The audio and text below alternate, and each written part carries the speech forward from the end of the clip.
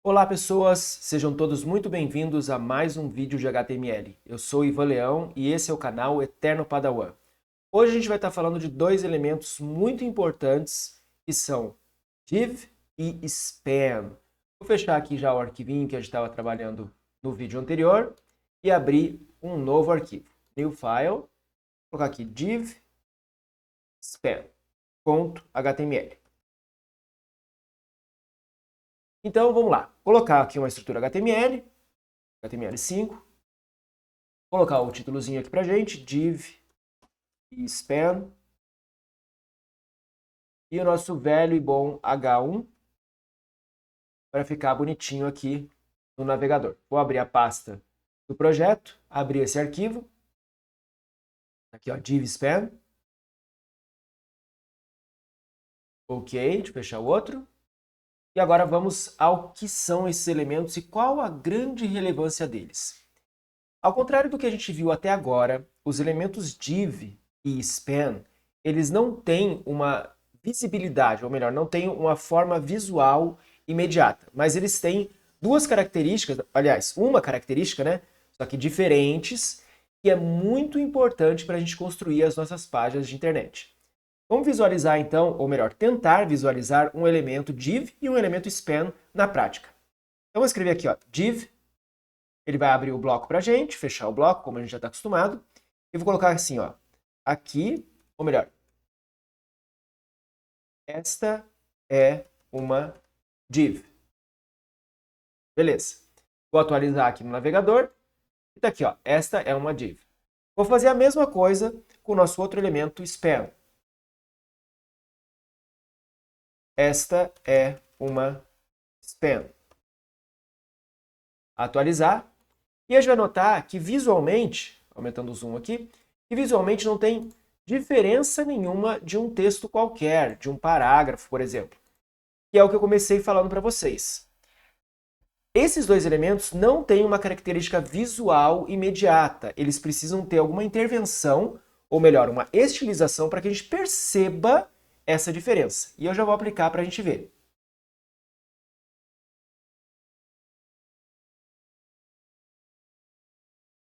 Para tornar visível essa diferença que eu estou mencionando, eu vou acrescentar uma estilização, um pouquinho de CSS aqui. Então, na div, eu vou colocar a propriedade style, vou colocar um background color e vou adicionar uma corzinha qualquer aqui. Vamos colocar esse aquamarine. Vou atualizar aqui no navegador e ver o que acontece. Tá aqui, ó. Então a gente percebe que tem uma cor de fundo, né, uma background color, tá? Essa corzinha esverdeada. Vou fazer a mesma coisa no elemento span. Vou colocar aqui a propriedade style com background color e vou adicionar uma outra cor só para a gente diferenciar. Vou colocar esse, sei lá, esverdeado aqui. Chartreuse, sei lá se é assim que fala. Vamos lá. Então o que a gente pode perceber aqui é o seguinte. Na verdade, não foi uma boa escolha, né? Deixa eu colocar uma outra cor. Eu tô falando, área verde, né? Vou colocar aqui de novo. Vou colocar um blue violet. Agora sim. Então, o que acontece? O que a gente pode notar aqui de imediato é a distância, né, a abrangência que cada um dos elementos atingiu. Enquanto que o elemento do tipo div, ele alcançou de ponta a ponta, o elemento do tipo span, ele se limitou à largura do conteúdo, ou seja, do próprio texto, ok? Vou fazer uma intervenção aqui, ó. Esta é uma span e ela ocupa o espaço do conteúdo. Como aqui vai ser muito maior o comprimento, a gente vai ver que vai chegar, provavelmente, a estourar aqui a largura. Vamos ver. Atualizar, ó. E aconteceu isso mesmo. Vou até diminuir um pouquinho o zoom. Ó. Dá pra gente perceber que ele realmente, tô variando o zoom para vocês perceberem, tá? Ele realmente só ocupa o espaço necessário. Como eu estou ocupando, aumentando o zoom a ponto de estourar a linha, ele continua na linha seguinte, mas a gente pode perceber que é só o espaço necessário. Diferente da div que o tempo inteiro, mesmo que eu diminua ou aumente o zoom, ele vai continuar de ponta a ponta da largura disponível. Ignorando, no caso aqui, esse pequeno espaço, essa pequena margem que a gente tem como padrão na exibição do navegador, tá? Então aqui a gente tem uma pequena margem que a gente pode perceber que é igual tanto para div quanto para o span. Inclusive aqui no H1 também é o mesmo espacinho, tá? Mas voltando ao conceito. Então, a gente pode perceber que uma div, ela ocupa toda a largura disponível, enquanto que uma span ocupa apenas a largura necessária para o conteúdo que está ali justamente contido, o que está dentro da span. Esse comportamento é o que a gente chama de display, ou seja, como ele é exibido, sendo que a div tem um display do tipo block e o span tem um display do tipo inline. Vou anotar aqui, ó. Esta é uma div. Divs, vou colocar assim, ó, divs possuem display block. E vamos colocar aqui também, ó. Esta é uma span. Spans possuem display inline. Vou atualizar aqui. E agora ficou bem explicadinho, né? Ó. Então, essa é uma div, as divs possuem display do tipo block, enquanto que uma span, ela possui display do tipo inline. Vamos aos termos em si que eu não expliquei, né? Div é uma abreviação para division, divisão. E span tem várias traduções possíveis, mas basicamente é um pequeno espaço, um vão, uma área pequena contida. Os dois vão ser muito utilizados na estruturação das páginas, como eu havia começado falando, né, nesse vídeo. E aí você vai poder utilizar para o quê? Separar, organizar o seu conteúdo em grandes blocos, como as divs, ok? E as spans para você separar algum conteúdo dentro de um bloco maior. Vamos fazer um exemplo aqui, ó.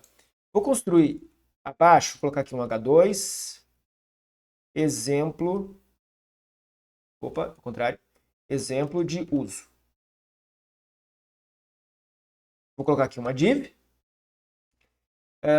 Vou colocar uma estilização nessa div. Ó, background. Não, primeiro sem estilização. Vamos deixar sem primeiro. Vou copiar um texto aqui que eu já tinha separado. Vou copiar aqui.